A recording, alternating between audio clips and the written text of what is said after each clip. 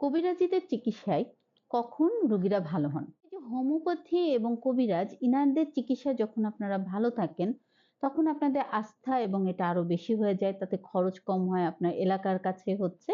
কেন ভালো হন সেটা নিয়ে আমরা আজকে কথা বলব। আপনাদের কাছে যে রোগীগুলো আসেন, তাদেরকে আমরা বেশিরভাগ রোগীদেরকে দেখি, এক্সামিন করি।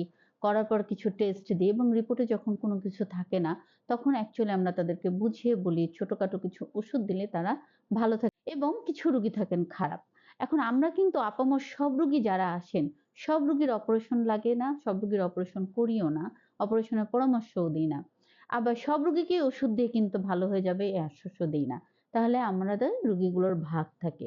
কিছু রোগী আশ্বস্ত করলে ভালো থাকে, কিছু রোগী ওষুধ দিলেই অল্প ওষুধে ভালো হয়, কিছু রোগীকে বুঝিয়ে বলে লাইফস্টাইলে ভালো থাকেন, কিছু রোগীর অপারেশনের অ্যাডভাইস দিই, কিছু রোগীকে ওষুধ দিয়ে বারবার ফলো আপ করতে হয়। তাহলে আসুন যেই রোগীগুলো আশ্বস্ত করলে এবং অল্প স্বল্প ওষুধ এবং লাইফস্টাইলের কথা বললে ভালো হয়ে যান, সেই রোগীগুলোই কিন্তু কবিরাজের কাছে গিয়েও ভালো হয়ে যান।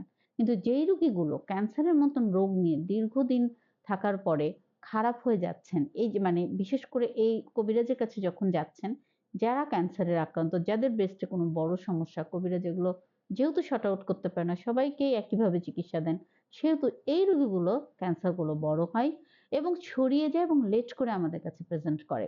সুতরাং এই রোগীগুলো ভালো হন না। কিন্তু কোনগুলো ভালো হচ্ছেন? যাদেরকে অল্প বিস্তর যাদের কোনো আসলে রোগ নেই, অল্প বিস্তর বুঝিয়ে বললে এবং একটু হালকা ওষুধ দিলেই ভালো হয়ে যান। তারা হোমিওপ্যাথি এবং কবিরাজের কাছে সুস্থ হচ্ছেন।